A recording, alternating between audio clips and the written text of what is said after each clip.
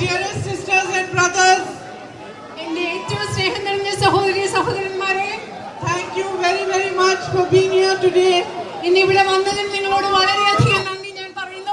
All my friends and colleagues of the UDF, thank you also for being present today.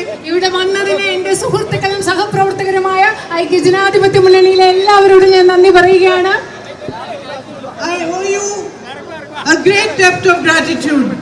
ഞാൻ നിങ്ങളോട് വളരെയധികം നന്ദിയുള്ള ആളാണ്. നിങ്ങളോട് വളരെയധികം കടപ്പാടുണ്ട് എനിക്ക്. Because 5 years ago, when my brother stood for election from Wayanad, he was facing immense difficulties. കാരണം 5 വർഷങ്ങൾ മുമ്പ് എന്റെ സഹോദരൻ വയനാട്ടിലെ ഐക്യ ജനാധിപത്യ മുന്നണി സ്ഥാനാർത്ഥിയായി മത്സരിച്ചപ്പോൾ അദ്ദേഹം വളരെയധികം ബുദ്ധിമുട്ടുകളിലൂടെ കടന്നു പോകുന്ന ഒരു സമയമായിരുന്നു. His reputation was being destroyed by a campaign run by the BJP and Sri Narendra Modi ji. BJPയുടെ നരേന്ദ്രമോദിയുടെ നേതൃത്വത്തിൽ നടന്ന ഒരു പ്രചരണത്തിന്റെ ഭാഗമായി എന്റെ സഹോദരന്റെ സത്കീർത്തി, അദ്ദേഹത്തിന്റെ പ്രതിച്ഛായ അത് നശിപ്പിച്ചുകൊണ്ടിരിക്കുകയായിരുന്നു ഈ രാജ്യത്ത്. Through the media, through the social media, huge efforts, huge resources were put into this campaign so that people believed a lot of lies about my brother. കാരണം മാധ്യമങ്ങളിൽ കൂടെ, അതുപോലെ സമൂഹ മാധ്യമങ്ങളിൽ കൂടെ എന്റെ സഹോദരനെ പറ്റി പറഞ്ഞു പടുത്തിയിരുന്ന നുണകൾ ആളുകൾ വിശ്വസിക്കുന്നതിന് വേണ്ടി ഒരു വലിയൊരു പ്രചരണം ഇവിടെ നടക്കുകയായിരുന്നു. Throughout the history of mankind, whoever has fought for what is right, whoever has fought for the truth, has faced an attack by the forces of deceit. നിങ്ങൾക്കറിയാമോ, മനുഷ്യരാശിയുടെ ചരിത്രം മുഴുവൻ പരിശോധിക്കുകയാണെങ്കിൽ ആരാണോ സത്യത്തിന് വേണ്ടി നിലകൊണ്ടിട്ടുള്ളത്, ആരാണോ ശരിക്ക് വേണ്ടി പോരാട്ടം നടത്തിയിട്ടുള്ളത്, അവരെ അധാർമികമായ ശക്തികളിൽ നിന്നും ധാരാളം ബുദ്ധിമുട്ടുകൾ നേരിട്ടിട്ടുണ്ട്.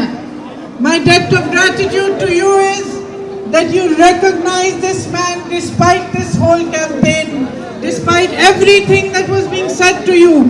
You recognize that my brother was fighting for you. He was fighting for India. He was fighting for the truth, and he was fighting for what was right. എന്റെ സഹോദരനെ പറ്റിയുള്ള ഇത്രയും കുപ്രചരണങ്ങൾ നടന്നിട്ടും നിങ്ങൾ ഇവിടുത്തെ ജനങ്ങൾ തിരിച്ചറിഞ്ഞു, എന്റെ സഹോദരൻ സത്യത്തിന് വേണ്ടിയാണ്, ഈ രാജ്യത്തിന് വേണ്ടിയാണ് പോരാടുന്നത്.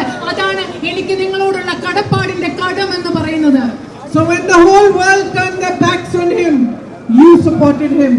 You gave him courage. You gave him love. You brought him into your homes. You welcomed him as family, and he got immense courage and strength from you. നിങ്ങൾക്കറിയാമോ, ഈ ലോകം മുഴുവൻ എന്റെ സഹോദരനെതിരെ പുറംതിരിഞ്ഞപ്പോൾ നിങ്ങൾ അദ്ദേഹത്തിന് സ്നേഹം നൽകി, നിങ്ങൾ അദ്ദേഹത്തിന് ധൈര്യം നൽകി, നിങ്ങൾ അദ്ദേഹത്തിന് കരുത്ത് നൽകി, നിങ്ങൾ അദ്ദേഹത്തിന്റെ നിങ്ങളുടെ ഹൃദയങ്ങളിലേക്ക്, നിങ്ങളുടെ കുടുംബങ്ങളിലേക്ക് എന്റെ സഹോദരനെ നിങ്ങൾ സ്വാഗതം ചെയ്തു. That strength gave him the power to walk from Kanyakumari to Kashmir 4,000 kilometers, and then again from Manipur to Mumbai, in the name of peace, in the name of unity, and in the name of equality and democracy. നിങ്ങൾക്കറിയാമോ, നിങ്ങൾ എന്റെ സഹോദരൻ നൽകിയ കരുത്താണ് അദ്ദേഹത്തെ 4000 kilometre Kashmir മുതൽ കന്യാകുമാരിയിൽ നിന്ന് കാശ്മീർ വരെയും, തുടർന്ന് മറ്റൊരു 4000 കിലോമീറ്റർ മണിപ്പൂരിൽ നിന്നും ബോംബെ വരെ ഈ രാജ്യത്തിലെ ഐക്യത്തിന് വേണ്ടി, സമാധാനത്തിന് വേണ്ടി, തുല്യതയ്ക്ക് വേണ്ടി, ജനാധിപത്യത്തിന് വേണ്ടി നടക്കാനുള്ള ധൈര്യം അദ്ദേഹത്തിന് നൽകിയത് നിങ്ങൾ നൽകിയ ധൈര്യമാണ്. You are his strength, you are his courage, and like he calls me sister, he calls all of you sisters and brothers. He treats you like his own family. നിങ്ങൾക്കറിയുമോ, നിങ്ങളാണ്, ഈ നാട്ടിലെ ജനങ്ങളാണ് എന്റെ സഹോദരന്റെ ശക്തി. ഈ നാട്ടിലെ ജനങ്ങളായ നിങ്ങളാണ് എന്റെ സഹോദരന്റെ കരുത്ത്. എന്നെ അദ്ദേഹം എങ്ങനെ സഹോദരി എന്ന് വിളിക്കുന്നു, അതുപോലെ നിങ്ങളെ അദ്ദേഹം സഹോദരിമാരായി കാണുന്നു, നിങ്ങളെ അദ്ദേഹം സ്വന്തം കുടുംബമായി കാണുന്നു.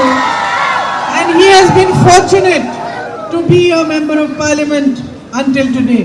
ഇന്ന് വരെ നിങ്ങളുടെ ജനപ്രതിനിധിയായി ജീവിക്കാൻ, നിങ്ങളുടെ ജനപ്രതിനിധിയാകുവാൻ അദ്ദേഹത്തിന് ലഭിച്ചത് വലിയൊരു ഭാഗ്യം തന്നെയാണ്. You are the people of Wayanad. Throughout India's history, you have fought for what is right. Freedom fighters from Wayanad fought the British to give us a free country.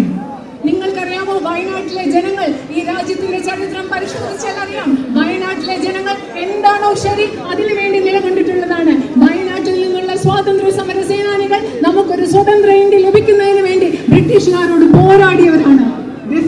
of yours is beautiful.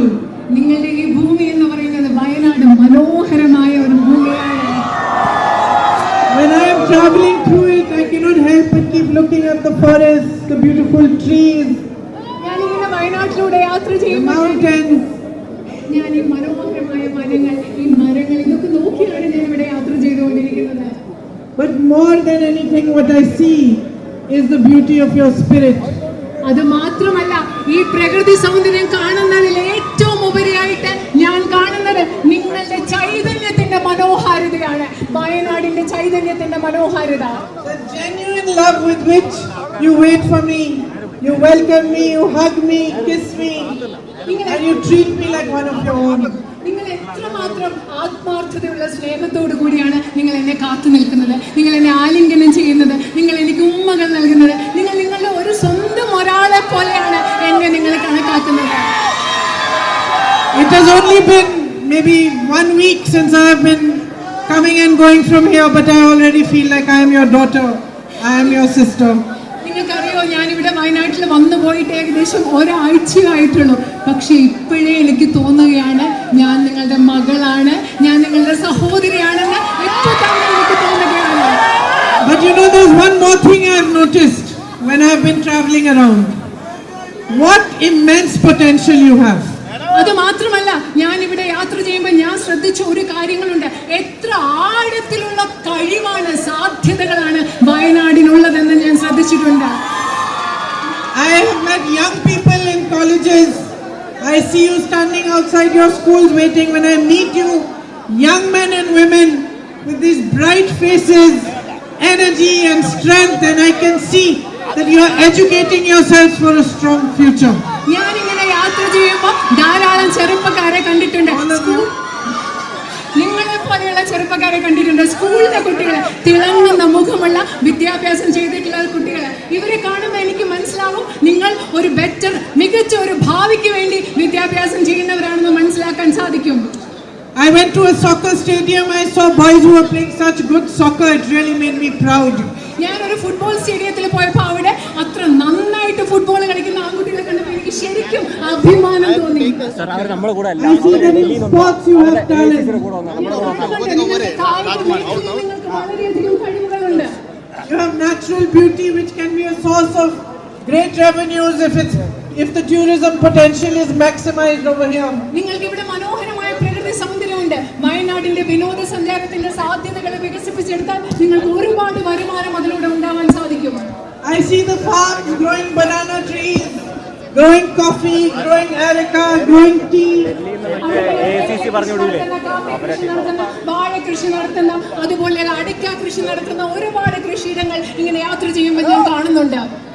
And yet, along with all this, as I am traveling through here, I am beginning to understand what immense difficulties you are also facing. ഇതൊക്കെയുള്ളപ്പോൾ വയനാട്ടിലൂടെ യാത്ര ചെയ്യുന്ന സമയത്ത് ഈ കാര്യങ്ങളൊക്കെ പറയുമ്പോൾ എനിക്ക് മനസ്സിലാവുന്നുണ്ട് നിങ്ങൾക്ക് എന്തൊക്കെയാണ് ബുദ്ധിമുട്ടുകൾ ഉള്ളത് എന്നുകൂടി എനിക്ക് മനസ്സിലാവുന്നുണ്ട്. In the last 10 years, in Narendra Modi ji's government, there has been no focus on creating employment opportunities, in increasing educational institutions, in providing good health care that reaches out to all of you. കഴിഞ്ഞ 10 വർഷത്തെ നരേന്ദ്രമോദിയുടെ ഭരണത്തിൽ ഈ രാജ്യത്തെ തൊഴിലവസരങ്ങൾ വർദ്ധിപ്പിക്കാനുള്ള, മെച്ചപ്പെട്ട വിദ്യാഭ്യാസ സൗകര്യങ്ങൾ സൃഷ്ടിക്കാനുള്ള, മെച്ചപ്പെട്ട ആരോഗ്യ സംവിധാനങ്ങൾ സൃഷ്ടിക്കാനുള്ള ശ്രദ്ധാപരമായ ഒരു പ്രവർത്തനവും ഉണ്ടായിട്ടില്ല. Unemployment has never been higher than it is today.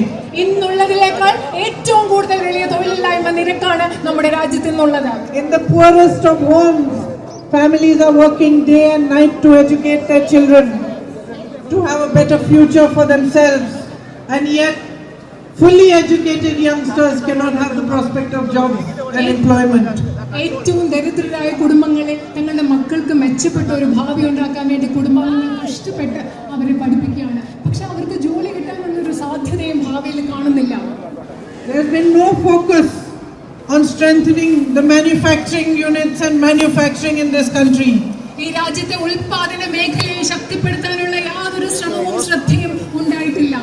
In fact, the only focus has been in strengthening Narendra Modi ji's businessmen friends in taking all that actually belongs to the people of this country, whether it is the ports, whether it is the airports, whether it is contracts for roads, whether it is land that belongs to tribals and handing it over to them.